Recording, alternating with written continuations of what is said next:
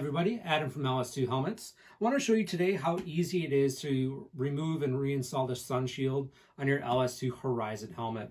First thing you want to do, let's open up that chin bar all the way to the top. That gives us full access to that Sunshield. Now we want to drop that Sunshield all the way to the fully open position. Keep my thumb on the slider here to make sure everything's kind of locked in down position.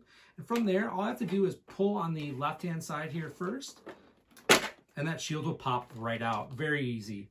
It's held in by these forks on the shield here and the carrier on the left-hand side. Now let's go ahead and do the same thing on the other side. And that shield will pop right out. The shield is very flexy, so don't be afraid to kind of move that around and give it a good flex. To reinstall the shield, first thing I want to do is make sure my carrier on the right-hand side is in the down position. And once I have the carrier locked into place on the right-hand side, I can move on to the left. Go ahead and get those forks lined up with the carrier and give it a good push, and it'll lock right into place. Once I've got that shield locked into place on that left-hand side, go ahead and open and close that shield several times. Make sure it's not dragging anywhere on the trim on the helmet. And once I've done that, everything looks good. We're ready to go.